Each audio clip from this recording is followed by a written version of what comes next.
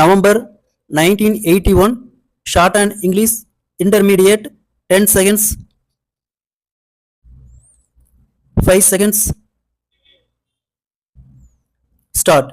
Mr. Chairman, I rise to congratulate our Finance Minister on his budget speech. There was some remark that the budget was a dull one, but I am sorry I cannot agree with that remark because, in spite of difficulties and other odds, our government have tried to do many useful things in different fields. There will always be certain groups of people disappointed at certain things, but on the whole I have to say that the government have done very well. I am happy to note that large sums of money have been provided for welfare schemes such as increasing the bed strength in the hospitals, opening more schools, colleges, hostels, etc. Sir, an honorable member spoke about nurses. If we want the patients to receive good attention at the hands of the nurses, the government should see that the nursing staff are provided with good living conditions. As they are not paid sufficiently, we see many of them leaving the state to seek jobs elsewhere on more attractive salaries. I hope that the government would give greater consideration to the nurses in the years to come. I plead with the government to start homes for the aged and the incurables, just as they have done in other countries. I am sure that there will be generous minded citizens who will come forward to render help in this respect. The case of the aged and incurable certainly deserves better treatment at the hands of the government.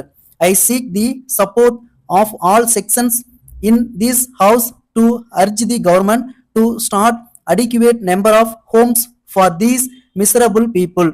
I consider it my duty to put forth the views of the millions of people living in cities. Hence, I request the government to give due attention to the city, especially in the matter of allocation of funds for development purposes. Generally, we talk of rural development. It is true that we should consider it as an integral part of our all-round developmental activities, but on that account, there is no justification for neglecting the legitimate interests of the city people.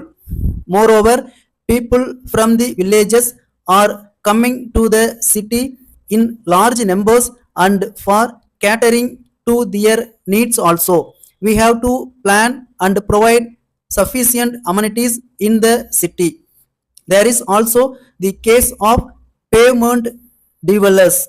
The government have no doubt been generous enough in allowing them to occupy vacant cities for the time being. It is not, however, desirable from many points of view to allow such large numbers of people to live on the pavements and vacant sites for long periods. It will create many problems and the government will find it very difficult to solve them later if the present state of affairs is allowed to continue for too long. With these few words, I resume my seat with the hope that the government will carefully consider the few suggestions made by me on the budget proposals. Thank you. Letter dated 4th May 1981 from Money and Company, Madurai to Messrs. Das and Company, Coimbatore. Dear Sirs, in reply to your letter dated 6th February, we wish to state that your order for 100 small boxes was executed strictly in accordance with your instructions. You have stated in your letter, under reference that you have received only 80 of them and more than 20 of them are badly damaged. We wish to point out that the shortage and damage must have taken place after the goods had been dispatched from our factory.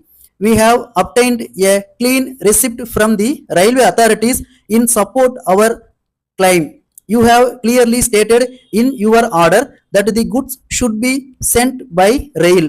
So the mode of the transport of the goods has been chosen by you. In the circumstances, the railway authorities are to be held responsible for the shortage and damage, and we are afraid that we cannot take any responsibility in the matter. We are sorry that the consignment has not reached you safely, but we regret our inability to own any blame for the unsafe delivery of the goods by rail. Yours faithfully, Managing Director, Stop.